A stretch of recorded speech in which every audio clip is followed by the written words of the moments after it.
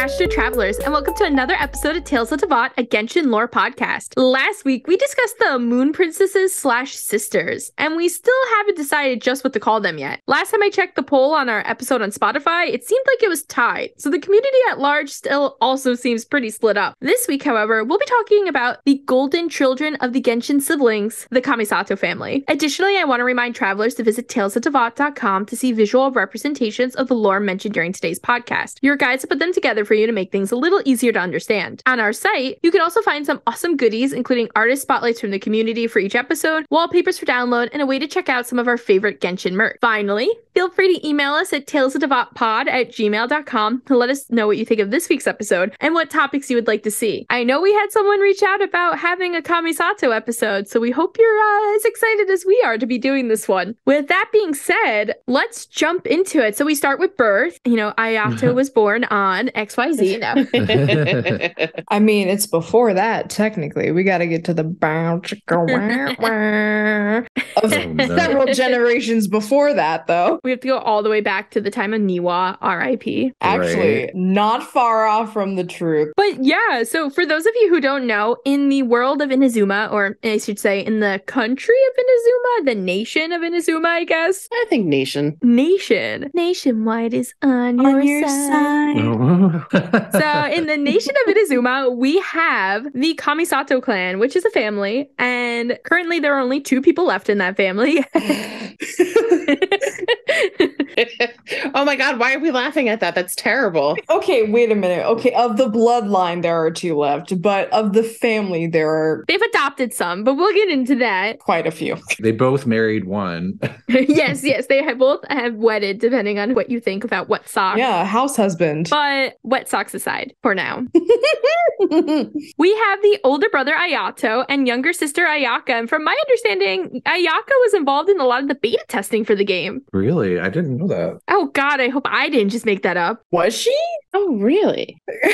All right, I'm just going to point out that I'm not the one lying this time. Oh. Ayaka was a featured character in the early closed beta of Genshin Impact prior to the game's full release. No wonder she's such a main. Mm-hmm. Wow. Go Ayaka. She is one of your mains. And I think it's interesting that she was in beta, but her brother wasn't, especially because her brother seems to be like the quote unquote more important of the 2. How dare you? We don't know that for sure. I feel like Ayato is far more endgame in the sense of when we'll talk further on this, but Ayaka is so like intertwined with what's happening currently in Inazuma. It makes sense that she was first, even though like she's younger, but like also pretty. What exactly does endgame mean? Like everyone's always talking about endgame content and stuff, and I kind of get that a little bit, but what does it mean for like a character to be endgame? I feel like when it comes to, and this is just me interpreting, and it absolutely could always be bullshit, but to me, for a character to be endgame, it's that their importance isn't known until the very late stage of the game, either being in Shneznaya or further on. So Nat is endgame. Got it. Yes, Nat has always been endgame. In fact, she is the only game. Yes, I love that. Here for it. Great. Okay, I was just curious. So I was thinking we could start off by talking a little bit about what we know right off the bat about each sibling. And Ayaka is the first one we meet. So I think ladies first, I'm going to give her the first swing. So Ayaka is really the first person we meet in terms of diplomacy in Inazuma. You know, we do meet Toma first, who is basically like, depending on who you are, her brother, her brother-in-law, or her husband. Really, there's a lot of ways it could go. BFF. Yeah. How sad. BFF. No matter what, it's definitely her BFF because she had no friends growing up, which is sad. So, like, is she really flirting with us when she does that wet sock dance? Or is that just her being like, I don't know what friendships are? That was a date. That was romance. Oh, she took us on a date. Full date. There is no doubt about it. She She got her Mhm. socks That was wet for us. pure romance. If anybody doesn't know what we're talking about, during that whole story, when we meet Ayaka and she takes us to the vendors and we have food and stuff, and she takes us to the forest and she does the dance for us, she gets into the river to dance, but she's got her socks on. That is so rude. Y'all are so culturally insensitive. And she's already got like toe wedgie going on anyway. So now she's I got. don't know why that grossed me out even more. Yeah, I know wet socks freak a lot of people out. Now she's got wet sock toe wedgie going on. Yeah. Maybe I just don't like feet. It's just the wet socks. I mean, it's just uncomfortable. Like, you ever step on an ice cube with a sock and now someone's gonna finna die? Finna die. I hope someone remembers that vine. I hope. Beanie, can this be our poll this week? How do you feel about wet socks? How do you feel about wet socks? Wet sock? I feel horrible about wet socks. I feel terrible about this poll, but yes, if you want to take the poll, it would be on our stories and on Twitter and in Spotify. It's a metaphor, you guys, because, she got wet. Just wet socks. Oh, well, okay. She just made it 10 times worse now. Because she got wet. It's a metaphor? For wet pussy. Something that's normally dry got Come on, wet. Tiff. Even I got that What? one. What is going got on? wet? Oh, my God. Oh.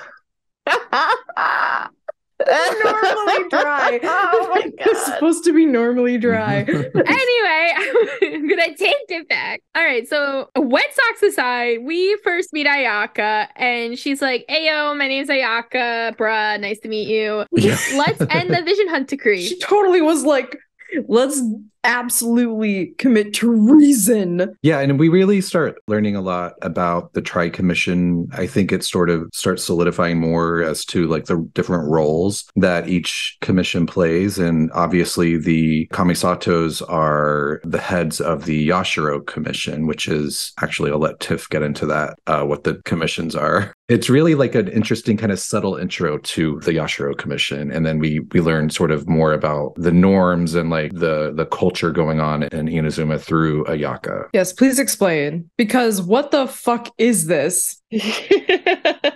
So just to have that little bit of a little history into the commissions and stuff. There's a Tri Commission in Inazuma that kind of is the shogunate's, band out to the people.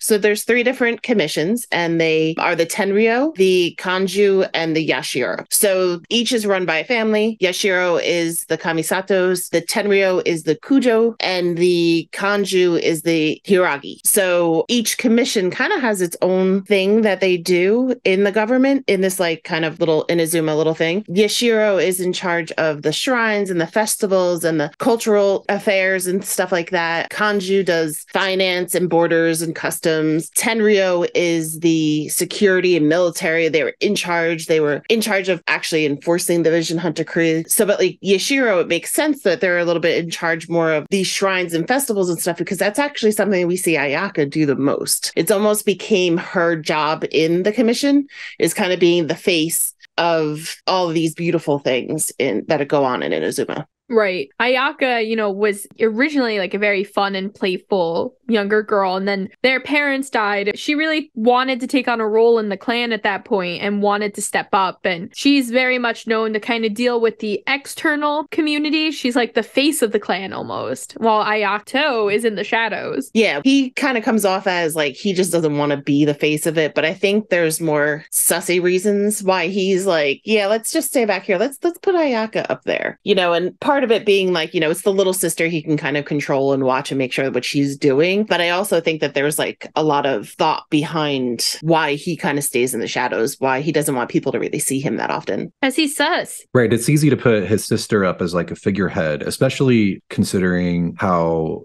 breathtakingly beautiful she is. Mhm. And Oh, that true. sort of turns her into like a pop star in a way within Inazuma. She's almost like a Jackie O type of figure where, you know, a lot of people in Inazuma are like obsessed with, you know, what she's wearing, what she's doing, who she's talking to, like who she's hanging out with, what businesses she's going to. And it's easy for Ayato to have her as like the figurehead of the family and of the Yashiro Commission, because that allows him to do all of these sort of like, you know, behind closed doors, like all these sort of shady deals and all these manipulations that he's doing in order to, you know, A, protect the interests of his family, the Yashiro Commission, and to sort of rebuild their reputation, which we'll get into later, but B, to just also sort of protect the nation from itself and from the other commissions. And I was going to say, if anyone's confused by the Tri-Commission, to me personally, the easiest way for me to sort of keep them straight in my mind is that obviously the Yashiro Commission is the Kamisatos, and that's culture. And then the Tenryo Commission, which is run by the Kujo clan, that's basically the military or police. So that's like Kujo Sara. We all remember Kujo Sara. And then the Kanjo Commission is the borders and customs. So that's sort of the Rito area. Like when you first get into Inazuma and you're sort of trapped in that beginning area and that you're not allowed to leave until figure out how.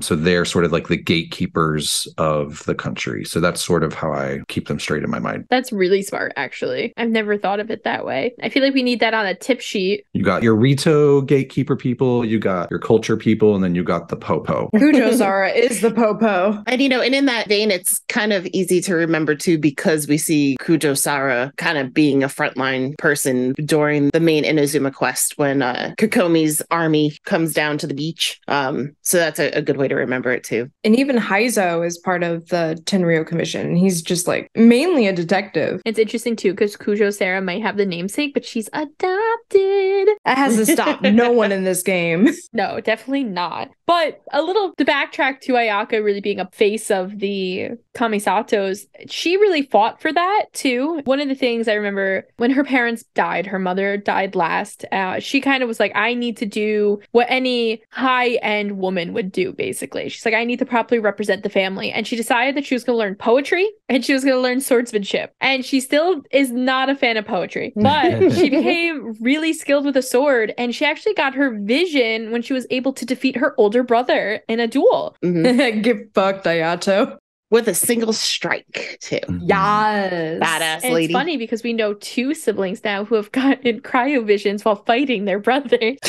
At least one was a spar. The other one was for death. That's why Ayato and Ayaka are really like the golden siblings. The golden children of the sibling sets. But okay, so we've learned a little bit about Ayaka and that she likes wet socks. For the right person, she likes to get her socks wet. It's Exactly. She's also very much beloved by the people. Like her being this figurehead, not only was it something that she wanted to do and that Ayato wanted her to do, people love her. They have a name for her called the Shirasagi Himejimi, the white heron princess. And it's because she's always like almost like glowing. Like people have said her heart is as pure as crystallized ice and her colors are the crystals of forming in the winter air. Like it's very poetic, but also just, you know, she's always looked at as this like beauty, which she is. Oh my god, yeah. I mean, yeah, look at her character design, honestly. She is absolutely stunning. And she's the first like playable female character I think that we run into. I'm not sure if it's her or Yoimiya in Inazuma. Oh, I was like, in the whole game, we have Amber. Yes, in the whole game. Fuck everyone else. fine. I'm like, no Jean, no Ningguang, like, man. no Beidou. Yeah, she would be the first because Toma is really the only other one that we meet in Inazuma. In Inazuma. Well, we meet Yoimiya. I don't know if it's Yoimiya or Ayaka we meet first. Because Yoimiya is like helping people escape with their visions. And Ayaka is kind of doing a little bit of shady work with her brother, I think, to help on the back end with those fake visions that they're kind of giving up. For the travelers who don't know, in Inazuma at this time, Yoimiya, Ayaka, Toma, and a few other people are involved in trying to help people who are getting their visions taken away during the Vision Hunt decree. And they are actually creating fake visions.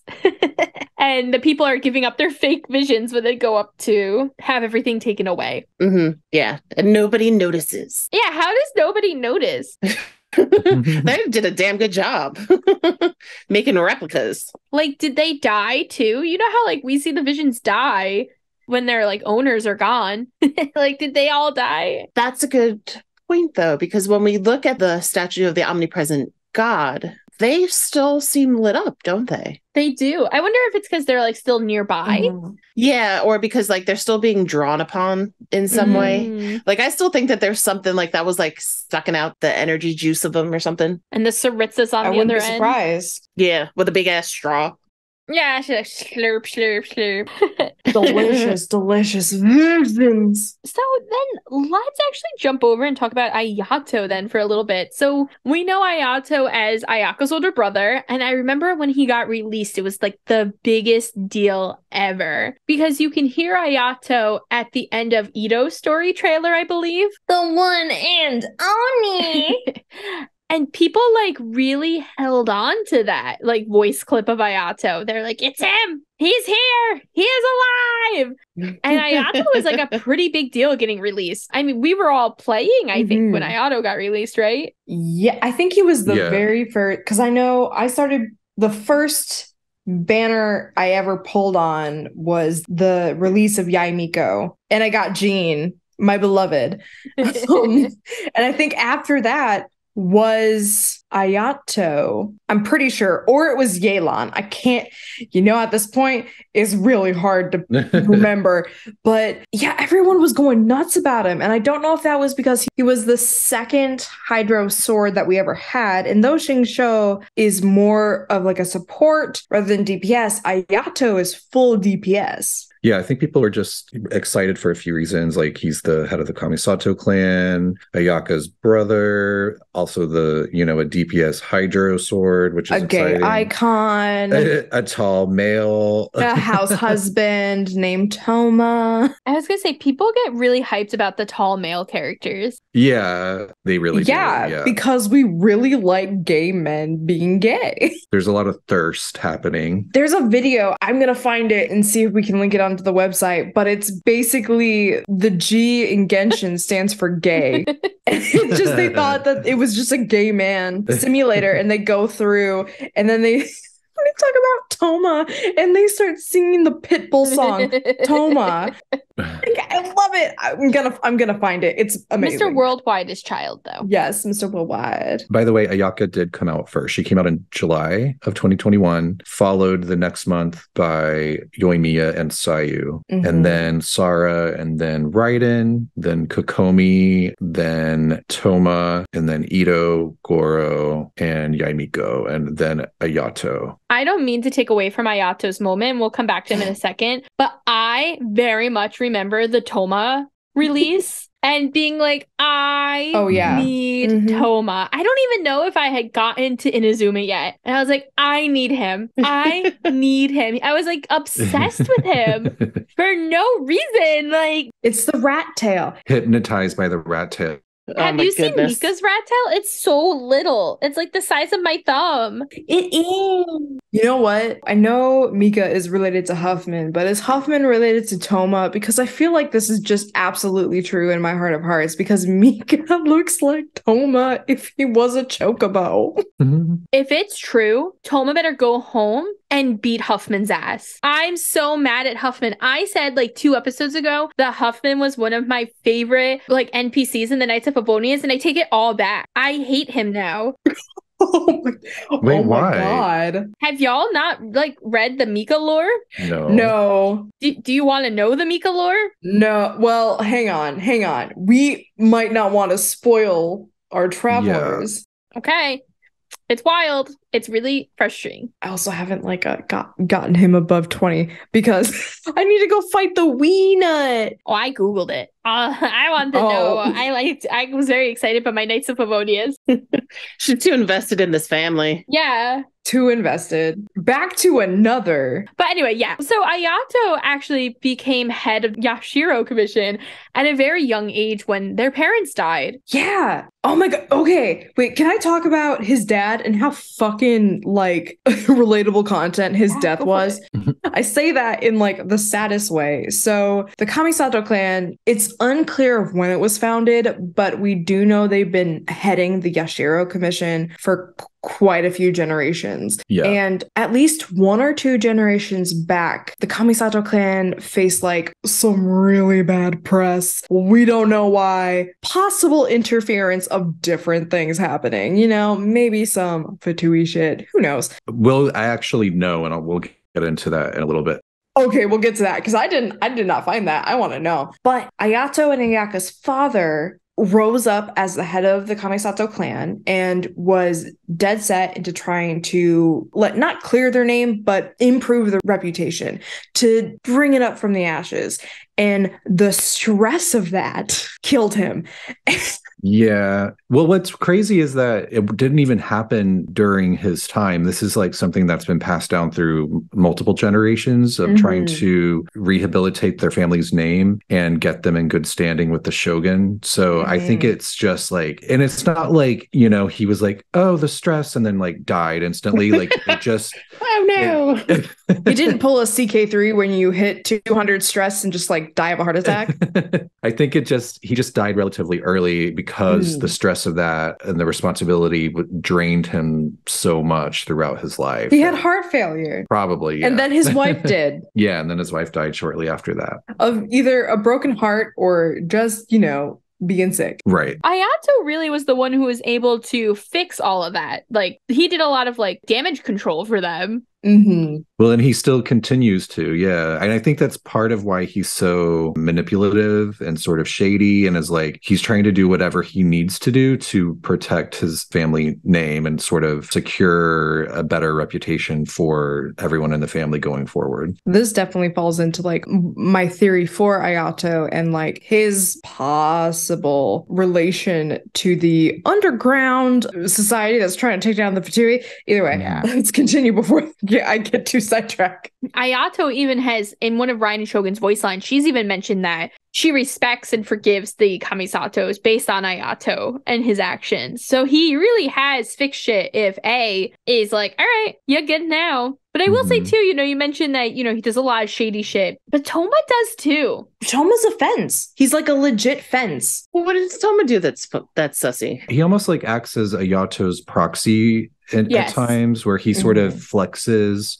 the authority of the Yashiro Commission, even though he's not technically in a position of power. He does a lot of bribery too. Everyone is like, don't mess with him, because then Ayato's going to fuck you up if you do. Which is why it was so like shocking that Toma was the one getting his vision taken by the Raiden Shogun. Right. Because he fixes, and I put that in quotations, like he bribes people to get, you know, in order for us to even get into Inazuma, he's committing fraud for us to get in there. Right. Yeah, that's where the sus start. Let me forge this paperwork for you, and then let me also get her to, like, he haggles the woman's price down from like 2 million mora to like 10 mora. It felt like it was ridiculous. Exactly. Welcome to being a fence. You're very lucrative and very valuable. And they all love him, like you said, because he is a fixer. He's a housekeeper, a fixer. He's very willing to be like, oh, your sink's leaky, I'll come look at it. He always calls himself like the housekeeper, but I feel like he is more of the steward-esque status, which is not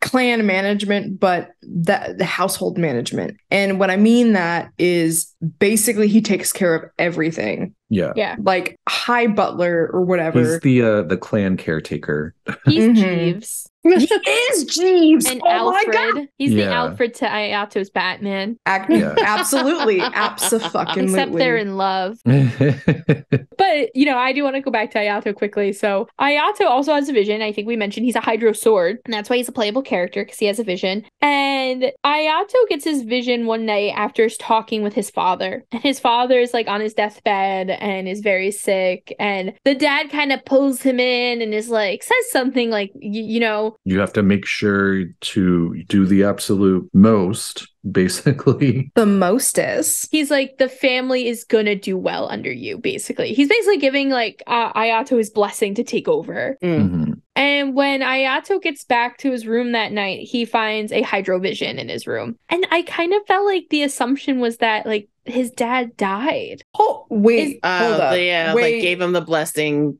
got the vision, and then that like kind of closing that chapter at that moment. I have a question. I thought he won his vision in a bet. No. Who was that? There was someone who dueled him, and it cost the other person his vision. He had to give it over to Ayato. But that's not Ayato's vision. That's some other person's vision. But yeah, Ayato's vision came after this conversation with his father. I don't necessarily think his dad died that night. I mean, he could have. Mm-hmm. But from what I gathered was that conversation sort of led Ayato to like kind of solidifying this desire within him to protect his family. And he really decided that, you know, he wasn't going to be like a reluctant leader or, you know, take on the reins of the family business reluctantly. Like he was actually very gung-ho about taking that on, that responsibility. Because a lot of people would try to shirk their duties if, you know, like you have to be like the whole clan leader and you have all these people that you're responsible for, and like your family's reputation is kind of still a little bit muddy, so you're trying to like fix everything. A lot of people would not want to do that.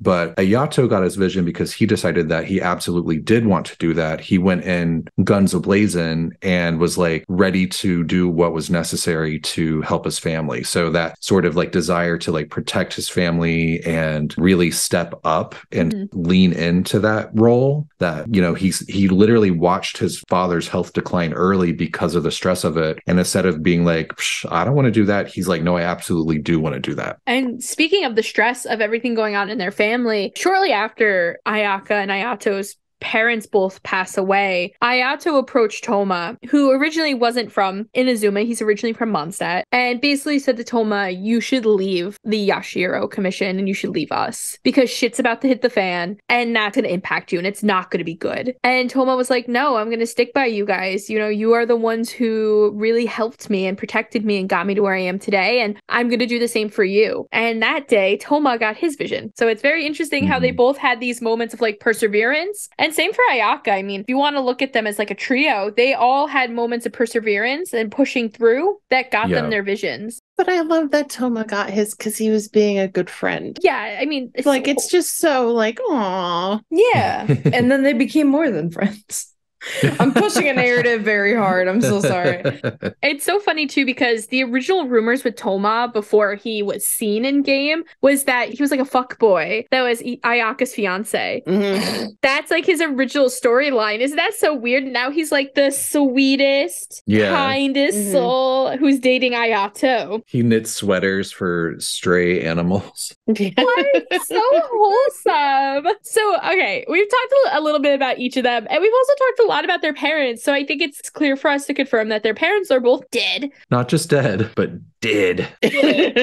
Dead. Apparently no one was friends with them because no one's an animo. That we know of. Are there, besides Heizo, are there any animos in Inazuma? Hello, Kazuha. The head of the Dead Friends Club. First Inazuma character. Brandon, what actually a great leeway into Kazuha, though, because Kazuha was leeway? You set this up so well. That's a really good way into our next point, though, which is Kazuha. So Kazuha, we all know, as Brandon just said, was the first character we get to meet from Inazuma. He is a like pirate, basically, with Beidou. He's a wandering samurai who is now pretending to be a pirate with Beidou, and he's an animo user because he has a dead friend. We won't get too much into Kazuha because this is not his episode. But Kazuha's family, the Kaidaharas, were very close friends with the Kamisatos, and Ayato and Ayaka actually helped him escape Inazuma during the Vision Hunt decree. Yes. Which is just showing you how all of them are willing to be shady. Rebellions aren't made with good faith. We gotta do some shady shit. You definitely get the sense when you're playing through the Archon quest in Inazuma that the Yashiro Commission is sort of the only commission that hasn't lost its damn mind Yeah. and isn't just True. blindly following the Raiden Shogun. Like they're kind of like, no, what she's doing is fucked up and we need to stop this. Yeah. So yeah, it makes sense that they're the ones who are like, we got to get Kazuha out of here because something bad is going to happen to him and our families go way back together and, you know, shit is crazy. So let's do what we need to do to sneak him out. Do they sneak him directly onto Beto's boat? Yeah, right? I'm pretty sure. They do. Yeah, they do something that gets him onto the boat, I think. Which is why we are able to work with Toma right away coming off of Beto's boat. Yes. Right. They got a working relationship. We should have read Beto's lore before recording. Like, why does she have the ties? I mean, she's a pirate. Yeah, she's delivering goods and stuff like that to Inazuma, so that's why she's one of the ships that can actually get there. She's a part of the commerce. But yeah, she's like legit in that scenario. I mean, as much as legit of a pirate can be. I mean, pirates are pretty fucking legit, Tiff. I don't know what you're getting at. Look, they're stealing the cargo and then selling it in a different location. I like it. I'm here for it. Look, pirates didn't steal gold. They stole silk and food and textiles and all that good shit. But from Beto's side of things, in this scenario, Beto's not stealing shit. She's just doing a job. Yeah, she's part-time pirate, full-time smuggler. Can we talk about the other, besides the festivals and the culture and everything that the Yashiro Commission oversees? Can we talk about the other two main entities, I guess, that the commission oversees? Yeah, absolutely. So there's two other sort of areas that are overseen by the Yashiro Commission. One is this secret group of ninjas called the Shumatsuban. The other is, of course, the Komore Tea House. And both of them have really wild stories, but starting with the Shumatsuban, this is a secret ninja organization under the Yashiro Commission, which I thought was interesting because, like, why wouldn't it be under the Tenryo Commission? Yeah. Since they're sort of like the military, but maybe, I guess, they want it under Yashiro because they're able to be a little sneakier and they sort of fly more under the radar. So I guess that makes sense. But anyway, this organization reports directly to the head of the Yashiro Commission, which of course is Ayato. And this organization of ninjas does, of course, include our favorite Sayu, Mom, my daughter. And so Sayu, you know, she seems to be an orphan because if you read into her lore, she's been training under the Shumatsuban since she can remember. So that kind of implies that she's an orphan. And so she's been training under this sensei, and she's actually abandoned by the sensei as soon as she's old enough to defend herself because he wanted to avoid her becoming overly reliant on him, which sort of has a parallel that we'll get into in a second. So other members of the Shumatsuban besides Sayu, there is Inu Shosho, which is a ninja dog. No, is that Blade or, Pup? A Shiba Inu. Is that Blade Pup, you mean? Yes. So this is Blade Pup! This is the ninja dog that we see in Toma's hangout. And the guy who kicks our asses in that one event. Who hangs out at the beach because their master / partner, ninja partner, they like went on a mission and never came back because they were basically likely to be assassinated. Oh my God. So do you remember that? It's like really sad because he won't leave the beach. Yeah, because it reminds me of Futurama and I cried so hard. I was like, So Toma, figures out a way to like become sort of like friendly with the dog, and like the dog still won't leave the beach, but like he'll at least like let them bring food to it and stuff. It's very sad. That dog is a member of the Shumatsuban. It's a ninja dog. There's also a ninja named Hisashi. He's the sexy male ninja who sort of follows Ayato around. So if you remember Ayato Story Quest, he's that like dark-haired ninja that'll just pop up and be like, "Well, you were talking to the people in Rito. I was spying on everyone, and here's what's going on." So he's just kind of like the Ayato's shadow during his clandestine meetings and everything. There is Momoyo, who is a fascinating character, and I don't know if you all remember her, but she is another ninja who actually posed as a shrine maiden. So she was sort of undercover when you first get to Inazuma as shrine maiden Gendo Ringo, who is the lady that's in charge of the fortune slip box at the Grand Arakami Shrine. Okay. And so eventually she was the ninja? Yeah. Well, no wonder she's got a bad attitude. Right, She right. is so rude. Yeah. I mean, she had a bad attitude anyway. It was sort of like in addition to her being a ninja. But so she at some point gets attacked by these Fatui spies, and she has to like fake her death in order to escape. But in faking her death, it gives an opportunity for the Fatui, specifically this Fatus named Lyadoshka Snezhevna, to assume her identity in an attempt to try to infiltrate the Shumatsuban. So the Fatui's like trying to infiltrate this ninja network, right? So this Snezhnaya named Lyadoshka basically takes on, like, makes herself look like Momoyo, who is pretending to be Shrine Maiden Gendo Ringo, and goes to the Narukami Shrine and is like posing as Gendo Ringo, while Momoyo is like hiding from the Fatui. So Lyadoshka, you find out, is an orphan that was raised in the House of Hearth orphanage. That's that orphanage in Snezhnaya that's run by the knave slash Arlecchino. Slash the Viridescent Venerer. Maybe, yeah. And remember, this is the same orphanage if you played through the Sumeru stuff and you've gone through the Aranara Odyssey and you get to like this villainous character in a village. I'm going to try not to spoil it too much. There is someone in that village whose real name is Trofan Snezhevich, and you confront him if you go back to that village, and you get an option to kill him or not, which is like the first big decision I feel like we get to make in the game, which is really shocking. It's all downhill from there. There's a lot of murder in Sumeru. That's all I gotta say. Oh, absolutely. There's a lot of death in Sumeru for sure. Anyway, so this whole orphanage storyline I thought was really interesting because to me, it kind of mirrors what's going on with the Shumatsuban. Like you have these orphans in Snezhnaya being raised as like spies and assassins. And that's basically the same thing that Inazuma's doing with the Shumatsuban. Like Sayu is like a little girl orphan who has been trained to be a ninja and like do these like crazy missions. It's wild. Possibly even assassinate people. Yeah, she just wants to take a nap. And that's all she wants to do is take a goddamn nap. She's been so busy killing people, just like really has. chopping their heads off. Rolling around, like just curling up in a ball and like slicing people up with her. Wait, isn't there a game now called The Murder of Sonic the Hedgehog? She's that.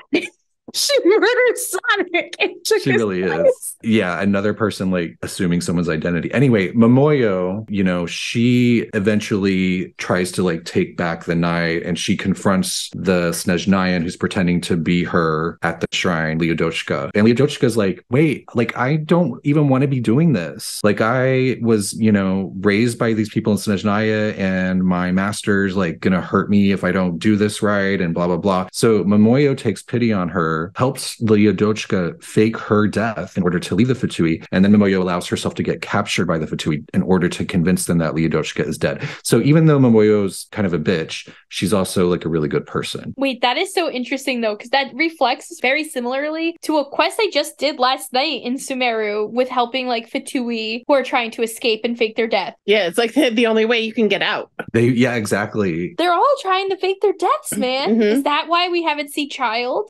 Yeah, because it seems like you leave the Fatui in a coffin, basically. Exactly. Yeah. R.I.P. Senora. I mean, think of all the Fatui members we've killed. Not the Harbingers, just the random fuckers around the entirety of Teyvat. Oh, we kill at least 40 a day. Yeah, definitely. And they all look like the same 5 people. So that's really interesting. They They must have to get plastic surgery to fit the requirement. In fact, if you don't have big titty bazungas, you cannot be the Ice Maiden. I mean, lucky Lyadoshka was able to look exactly like Momoyo, so Wild. at least she got to like do something different. But anyway, Momoyo lets herself get captured by the Fatui, convinces him that Lyadoshka's dead. During that fight, her eye gets injured, so she has to wear an eye patch. So that's another eye patch character. But she ends up leaving the shrine at the end of all of this. And what's funny is that Traveler and Paimon convinced Lyadoshka to stay and permanently take up the identity of Gendo Ringo in Momoyo's place. So now, after you do that quest, now when you go to the shrine, the person doing the fortune slips is actually Leodochka. Stop. That's It's a different too much. person. Oh my Anyway, goodness. I found that very fun. Yeah, that is. It is Thank you for all that. I did not. Yeah, that was really, really cool. Thank you. I didn't remember any of it when I was reading. I love it. But can we just say for a second too that outside of Yae Miko, we've actually had a lot of interactions with these random NPCs at the shrine who end up being like kind of important people. Yeah, they all got a story. Like Kuki's sister is a shrine maiden. Oh yeah, you're right. Yep. Mm-hmm. Like what the fuck? Is her sister a spy? Maybe at this rate, I don't know. Maybe. A secret ninja. I'll show you a secret ninja anyway.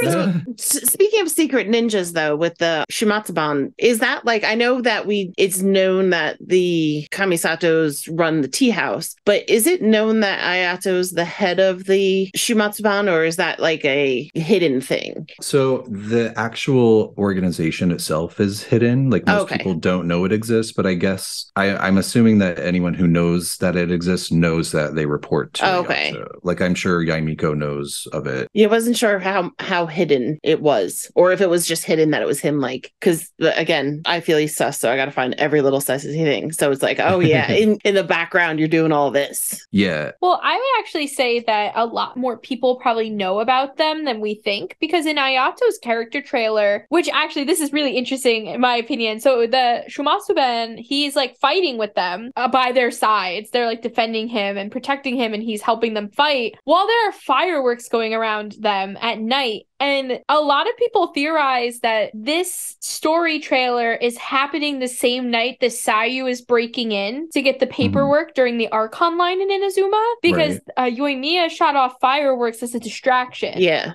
And he says at the end of that he's doing it for his sister for whatever reason she needs it. Right. And he's like, whatever she wants, basically, I'm going to do it. So he does run into Fatui at that point, I believe, in the trailer. So I would say that minimally the Fatui know what's going on, which they just know everything. Well, they definitely do, because I mean, Leodochka was assigned to try to infiltrate it. So yeah, they have a lot of a lot of major intelligence operatives, I'm assuming, probably all these orphans that they're sending in to spy and infiltrate and learn about things. It all comes back to the Fatui, I'm telling you. Still holding on to that one. All you're doing is proving my point. The other organization or entity that sort of reports to the Yashiro Commission is the Komori Tea House. And it's kind of confusing, but I really think of it as just like a meeting place that they have that is just sort of theirs. I'm not sure if there's like any kind of official thing about it where it's like a branch of the Yashiro Commission. I kind of just think it might just be like their secret meeting place, like their clubhouse. It really is. And they have a dog running it. Yeah, it's run by this dog named Taromaru, who's actually a former ninja dog, just like Inu Shosho. It cracks me up. He's a former ninja. He retired and he's taken over a tea house. But he's a dog. He doesn't speak any human language. He only speaks dog. And Goro. Yeah, Goro is the only one who can communicate with. He's just Zhongli, but a dog. Literally. It's so funny. He's so cute too. But it works in his favor, because like at one point I think the Fatui or someone like comes into the tea house and he just pretends like he can't understand them, and they spill all their secrets in front of him because he's a dog. Yeah. He's like, woof woof. Yeah. And then they have to get Goro to like actually find out what they said. But yeah, so this dog who runs the tea house, he's associated with another person who hangs out around the tea house, who is another retired ninja named Nakanishi. And Toromaru and Nakanishi used to sort of run around together back in their ninja days. We also find out through Nakanishi's dialogue that there is apparently some kind of ninja village. A ninja village? Yeah, there's like a village, or at least there used to be a ninja village where I don't know if that's like where they're sent to train and the ninja ways and their ninjutsu, So anyway, these two retired ninjas are in the tea house. And then Tamaru, he used to sort of follow Nakanishi around. It kind of reminded me of Inu Shosho and maybe like their partner / master or owner. Okay. But it's funny because Nakanishi talks about Tarumaru like they're complete equals. Aw. So I don't know what's going on there. Anyway, another fun connection is Nakanishi, this retired ninja at the tea house, used to be really good friends with Furuta, who is the old lady housekeeper at the Kamisato estate. And you find out by talking to the one that you're always her- talking to? Yeah. She's so nice. Yeah, and you find out through her that she actually used to be Yaimiko's personal attendant, and that when she got, too old and retired, Ayaka basically allowed her to become a housekeeper at the estate. And Furuta sort of admits that, with Toma around, they don't even really need a housekeeper. So it was kind of like Ayaka just being nice and didn't want her to have nothing to do. So she sort of hired her on. And then you have Kozue, who is the shop assistant that stands guard outside the tea house and decides who's allowed to enter. And Nakanishi mentions that she has impeccable swordsmanship skills, so it makes sense that she's sort of like the gatekeeper because you don't want to fuck with her. Okay, and so this Kozue character reveals something that blew my mind that is so scary to me. But she reveals to the traveler the employees of the tea house have signed a contract with Tarumaru and are to remain trapped here to work forever, unable to leave. What? Yo, that dog, man. He's a scammer too. There's people hidden in there? Well, I'm assuming up. it means just anyone that works for it. That would include, I'm assuming that would include Nakanishi, maybe, Tarumaru, and then Kozue, and then one other person that I'm about to get to. But yeah, they're all trapped there because they signed a contract and they have to stay there forever. Slumlord dog. So this dog is technically Yubaba from Spirited Away. Yeah. And instead of a bathhouse, it's a tea house. Yes. Oh no. Isn't that kind of terrifying? That's terrifying. Especially because I'm imagining a dog writing out the contract. You will I know, forever I pet know. me and serve me treats. Yes. And by the way, you can't leave because if you leave, I think you're going to be gone forever. But does that mean that they might be ghosts already? I don't my God. understand. I mean, they've already left the earth with pain, man. Their bodies, they're buried in the backyard. We don't even know. No. Their bones are what he eats. And it gets even creepier because there's one final employee of the tea house named Nabumori, and this is the doorman. And this is the person that was overly confident and challenged Ayato to a duel. Oh. At the time, he was a vision wielder. And I guess, the cost of losing the duel was he had to hand his vision over to Ayato. And now he's the doorman of the tea house, which means he's trapped in the tea house forever. Oh my God. Not only do you get your vision taken, But now you're trapped as a tea house ghost for the rest of eternity. And a doorman at a tea house. God damn. We need a meme of him. It's so creepy. I was very disturbed by this. You know what we need to do? We need to have Shang Yun come to the tea house and check it out. If they all run away, they're ghosts. And here I thought the weirdest thing that happened in that tea house was the hot pot game. Oh no, not the hot pot game. Oh my God. Oh. The hot pot game, if anybody doesn't remember or they haven't gotten this far in it, it's a game that Toma plays with everybody where basically you have to put weird shit into your hot pot. And whoever can make the weirdest meal and eat it, I guess. Yeah, it's whoever can eat the most sussy shit, basically. Yeah. So wet socks. Yeah. Put then the they wet socks win. in the hot pot.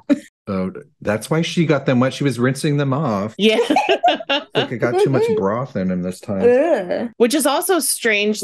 Toma just goes crazy with it. He's always I can try all this stuff, but he's also Ayato's official taster too. For all people, I guess it's not imagined, but Ayato's hey, people might be trying to poison me. Toma, eat this first. And if you have Ayato as a playable character, if you use him while you cook, he makes shit sussy and makes it worse. If it gave you 400 HP, now it'll give you 200 because he did it. I'm sorry. You said that Ayato is being poisoned by people. Don't you mean Ayato's trying to poison himself? Do you remember that one day when we were making dango milk? And he was yeah, let's put lavender melon in it. And then we tried it and he was he basically admitted to he made it bad so Toma could drink it. Yeah. Yeah, I was basically. Excuse? Well, he's trying to prank his husband, okay? Right. He legitimately is like, oh my God, I want to see him drink something nasty. I feel like that's just like a weird thing. Ayato's like, I want to come home and take care of him. I love it that he uses the Shumatsuban to deliver all these weird things to Toma to try. And they come out of nowhere. Little like his like carrier pigeons. His like ninja carrier pigeons. Like, take this to Toma and make him drink it. And like every time they pop up, they would scare the shit out of Paimon. Paimon would be like, where did you come from? It's like, don't worry about it. I'm like, who are you? I feel like there might be a special ingredient in those, though. Oh no. His love. Speaking of ships and love, I know that we've talked a lot about Ayato Toma, and I think they're my favorite ship out of like the Ayato Ayaka ships that you can have. But there are actually a lot of ships out there for these two. Ooh, so many. There's some surprising ones. Mhm. Like, what are some of the favorites you guys have heard? There's, of course, I love the Ayaka and Lumine ship. I'm not big on Lumine and Aether. You mean Lumine Ayaka? You mean Ayaka?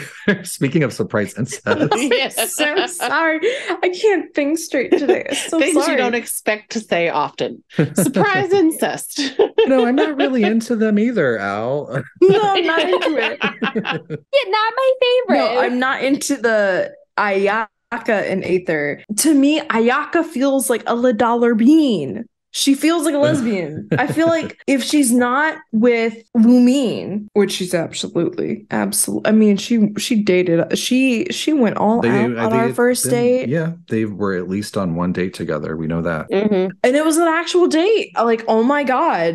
She put a lot of work into that. But she does have that same date with Aether too. Yeah. Not for nothing though, Ayaka was also super flirty with us during that last event where she got her Fontaine outfit. Yeah, Yeah. she It was. was hardcore flirting with us. She loves us. She loves Traveler. And I would put her then, she's going to go into the bi category simply because it's Traveler. It's our entity. Very true. Very true. To keep it in your story with whoever you play with, to keep Mhm. it canon for you. She's in love with us. Okay, so Ayaka with Yoimiya has also been like a really cute ship that I've seen. It's not like as Oh. popular, but like it's super cute. I haven't heard of that one, but I'm into it. They would be really cute together. I think I haven't seen like the smut of it, but I've seen a lot of like cute little like they have little fireworks and they're on Amakane Island and like having their own little date. And then there's Ayato and Ito and Yeah. Toma, which hot as hell. Love it, love it, love it. Yeah, I know Ayato and Ito like hang out, and Mm. Ito doesn't really know who Ayato is. He's just like, that's my buddy who likes to play with beetles with me. Yeah, literally. Exactly. B, your Ito voice is great. Yeah, Max Middleton, watch out. Brandon's coming for you.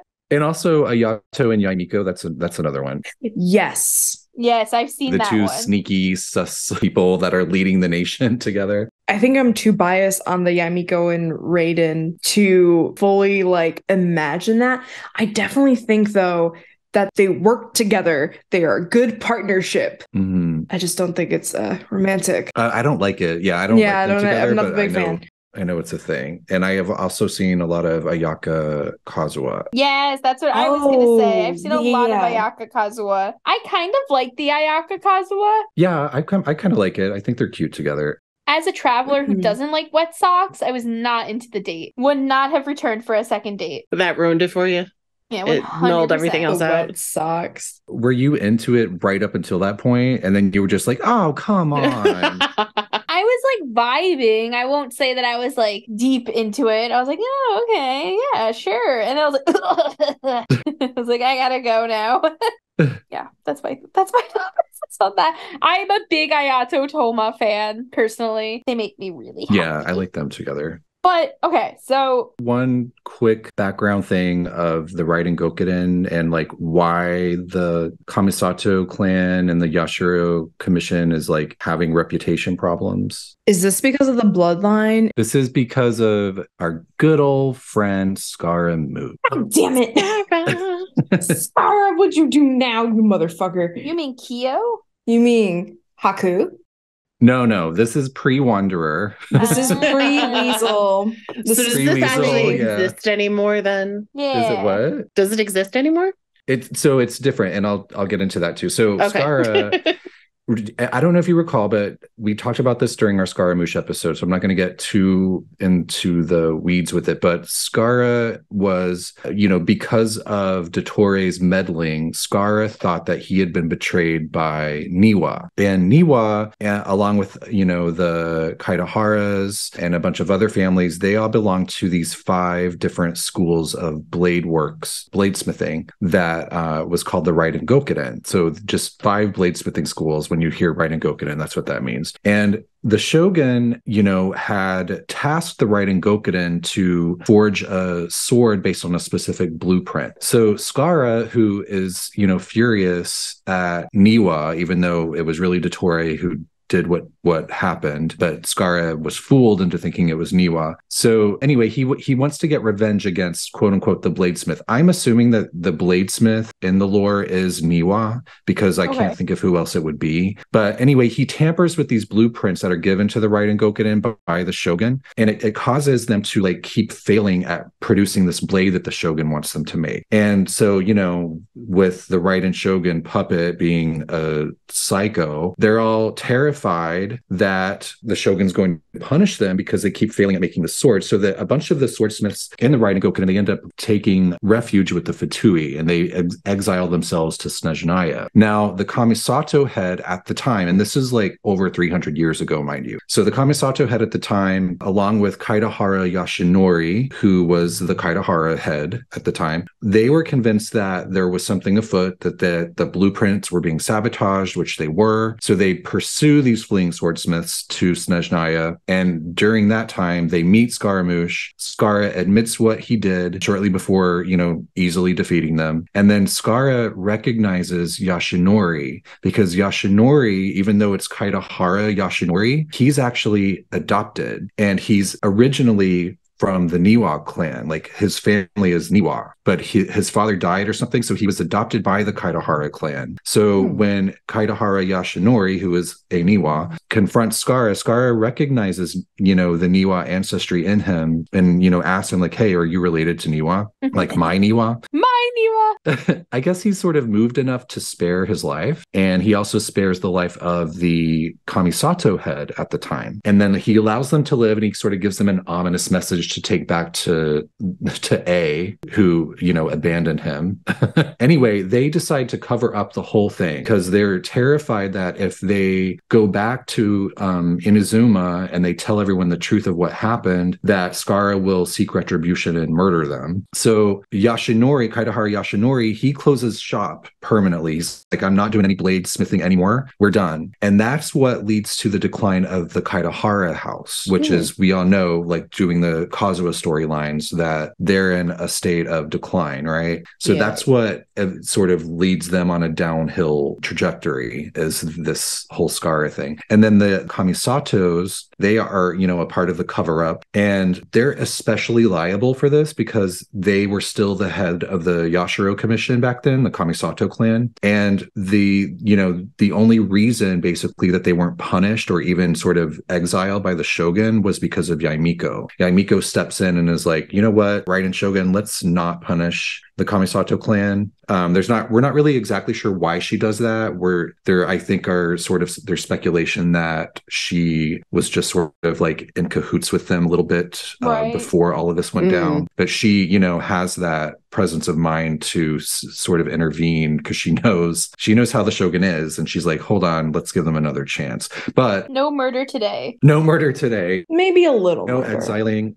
It's still a huge fall from grace for the Kamisatos. And again, this is over 300 years ago. So it leads to this multi-generational struggle for the Kamisatos to sort of rebuild their reputation. And, it trickles all the way down to Ayato and Ayaka's dad, which is crazy. That's how long it's taken them to sort of rebuild the name of the Kamisatos. And for those that are curious, because we do know that Skara eventually erases himself from Irminsul. Mood. When he does that, because he realizes that he was deceived by Dottore and he feels really bad. He's like, I feel real bad about what I did to all these families. So what happens when he does that is that when Skara is not there, and I don't know if you remember, but at some point in his storyline, Skara goes into the furnace to fix the Tatarasuna, and it was basically infected with all this filth because of Dottore. And in the original storyline, Skara goes into the furnace after he feels like he's betrayed, and he fixes it. And since Skara doesn't exist after he erases himself, what happens is that Niwa, who was still alive in this timeline, he and some unnamed blacksmith go into the furnace and sacrifice themselves in order to fix it. That unnamed blacksmith orphans a son, yet another orphan, and that orphan, his bitterness at the shogun for not doing anything to help his family after that, it's like passed down through all these generations until one day the head of that clan, whoever it was, snaps, and they go on a murder spree and they kill all these bladesmiths, and they basically decimate the Raiden Gokuden anyway. And again, it's like sort of like ends up with the same result where you have the Kamisatos and the Kaidaharas who are sort of the only ones that survive. Also, I just want to say this game really likes to showcase how people can hold grudges. I mean, yeah. I mean, can we look at like everything you just said plus the fucking Lawrence clan? Like the concept has been bad for thousands of years for Eula, basically. It's like they should have just called it Orphans, Eye Patches, and Grudges. Can you explain that to your AI poem maker, Brandon? we'll have to Not share the that. AI. No. Oh my god, no. Brandon taught an AI how to make poetry, and it made a beautiful poem. Not only about Genshin Impact and about Venti, but about Buffy the Vampire Slayer. Yes. A reoccurring theme on the podcast. Buffy. Mm-hmm. Oh, also a love letter from you to Child, Feeny. I don't know if you saw that one. Oh my god. It was so good. It was like, I love you so much. You are my heart. It was a lot of fun to play with because I had to write a song about Venti. Then I did it again and I said, include wine and cats. And the outcome was completely different. The Child one is, I love your sense of humor, your intelligence, and your kindness. You always know how to make me laugh, even when I'm feeling down. You're the most intelligent person I know, and I love learning new things from you. AI, you're fired. Fired. Absolutely. You accept me for who I am, flaws and all. I love you, Child, and I love you with all my heart. Oh my goodness. Oh my god, I can't. No. Mm-mm. We'll have to share the AI stories on the site. Yeah, we definitely have to. With that being said, though, we've talked a lot about the history of really what has led to the Kamisatos and some of the families around them. And we've really covered most of present day in Teyvat, what is going on with them and their families. What do we think comes next? So I talked about endgame shit. Yes. Okay.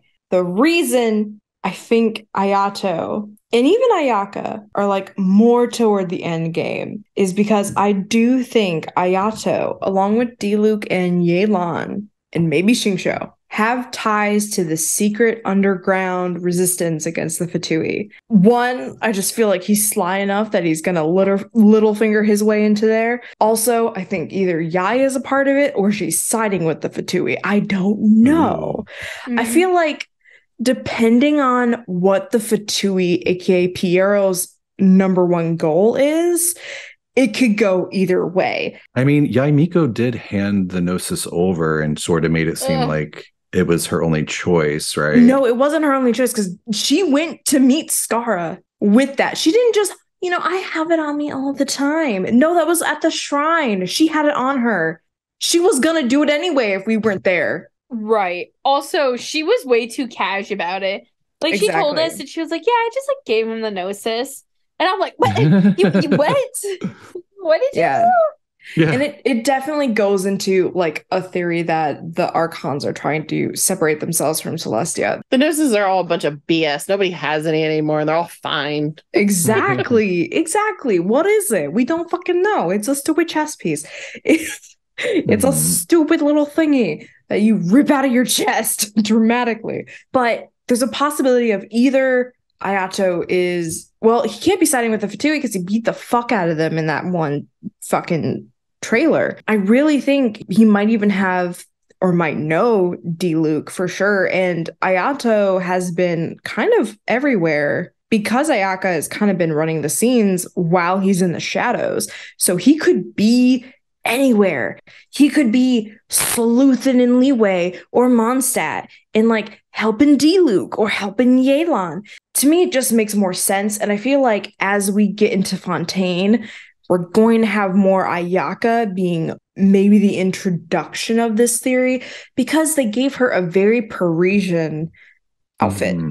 We have a straw hat. We have the puffy dress. Either she's going to Mondstadt or she's going to Fontaine. And I really do think it's Fontaine. Why did I think that in that actual story, the person who made it was from Fontaine?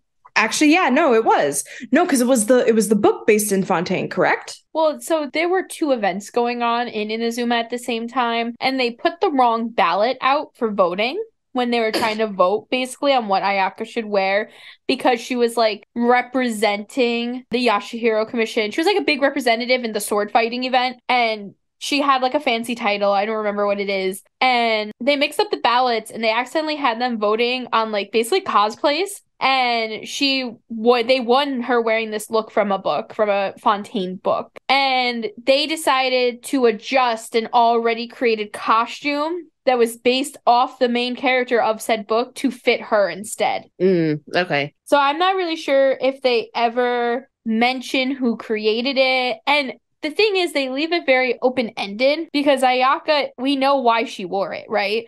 We don't know if she's going to go to Fontaine because she is technically wearing it as a cosplay in the end. Yeah, but you know how the game likes to hint when it's new regions are going to come out.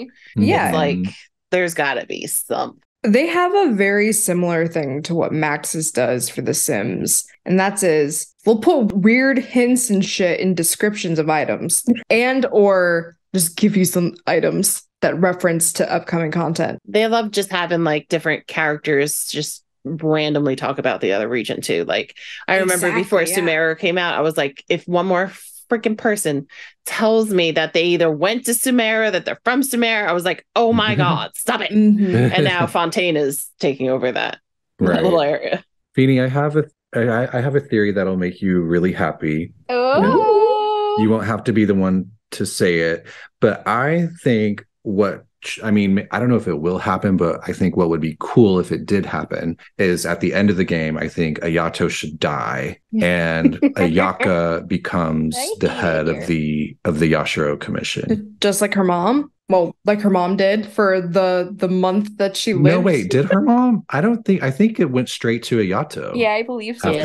Oh, did it? Okay. Because I think the mom was already sickly. But maybe, if it went to Ayaka, it could be like, let the ladies do it. The men aren't doing a good job. They've had 300 years and you still haven't cleared up your name. And everybody already loves Ayaka. Yeah, so. She could do it in like a month. She's like the second Mihoyo mascot. I would love, though, if that does happen, if like you go to the Komore tea house and you find Ayato's ghost there.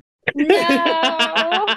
That way she can like go get advice from her brother. Like he's always going to be at the tea house after that. He's forever there. She steals Toma from him. Oh, wouldn't that be heartbreaking if Toma would like go to the tea house every day to see his ghost? But then he would he would always see him and then he could sign the contract and then they could be together. No. I will say, I do think Hayato is going to be very involved toward the end. I do think that he's in that secret spy organization that D-Luke is involved in. And I think it makes sense since he is in charge of a secret band of ninjas and he is a little shady and a little more in the shadows when it comes to business. I also think that since he hasn't been in as many story quests as Ayaka, like during the whole sword event where she does get her Fontaine style dress, we don't really see Ayato, if I remember correctly, or we see him for like a hot second. So he's definitely out and about doing stuff. I don't think he's necessarily staying in Inazuma. Wait, he was part of the yokai event with Yaemiko at the end, right? Was that a fever dream? No, he was, but I wasn't talking about that event. Yeah, the most recent one was the was the sword one. I'm getting so confused. Wait, I'm getting really confused about my events because I'm like, is it the beetle? Is it the sword? Is it the yokai? Oh my god. Wait, so we think that the spy network, we're thinking Diluc, Yelan, Ayato. Or Yaimiko. but then who in Sumeru? Is it Alhaitham? Is he the Sumeru I one? think it's Sino. Sino, yeah. I could see that. I could see Dory. Dory's funding the whole fucking thing. I don't like Dory Ooh. enough for that. Yeah, unless you're paying Dory, I don't think she's got any time for you. And she's probably involved because she's probably like selling them weapons and shit. Or intel, yeah. If Alice asked her to do it, she would do it. Well, that's different. Like she's very loyal to Alice, so All the littles know Alice, except maybe Sayu. Does Chi-Chi know Alice? Oh I shit. don't know. Does Diona know Alice? Yes. Because Oh. Diona knows Klee. Diona and Klee are friends.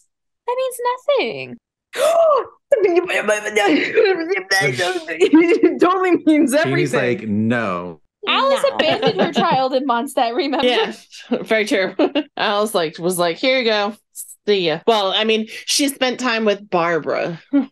She helped Yeah. Barbara become a idol while Klee was out blowing up the western side of Mondstadt. And poor Mika had to remake the typography. She had her Topography. priorities straight because she knew her daughter was a boss ass bitch.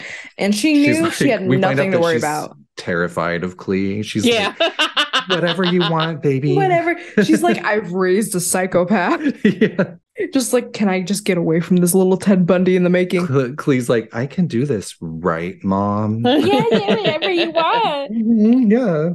That's why Alice is never around. She's just terrified of her daughter.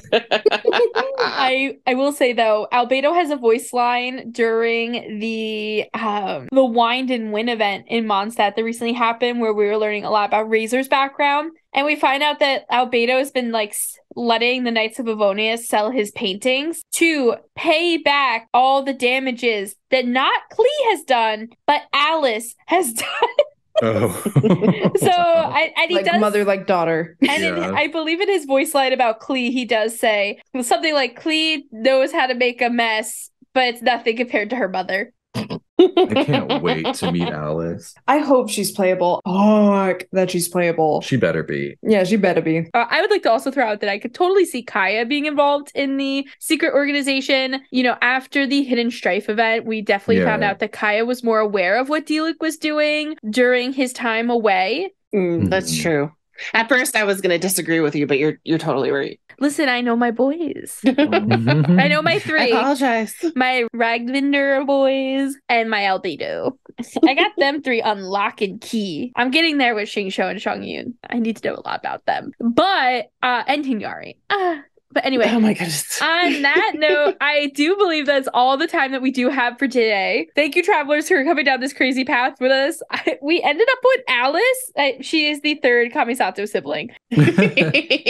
She can be their mom since their parents are dead. Yeah, I mean, she Aw. does adopt everyone. Yeah. We do know that. So it's totally possible. Mhm. But travelers, let us know what you thought of today's episode and more by following us on Instagram, Tales of Teyvat Pod, or following us on Twitter, Tales of Teyvat, where you can let us know who you think's in the secret organization, if you like wet socks, if you think Ayato is trying to poison Toma so he can take care of him, whatever it is, we want to know what you think. Additionally, you can shoot us an email at talesoftevatpod@gmail.com to let us know what you think of this week's episode, and let us know of topics to hear about in the future. And lastly, we are on Ko-fi, not Ko-fi, as I have many times mistaken it for. And if you're interested, you can buy us a cup of coffee on there, and you do not have to do it, but a few travelers have asked us about it. We wanted to give you the opportunity to do that. Coffees will fund endless conspiracy nights, bickering, and podcast recordings. So we definitely appreciate any coffee you can give, or tea, or hot chocolate.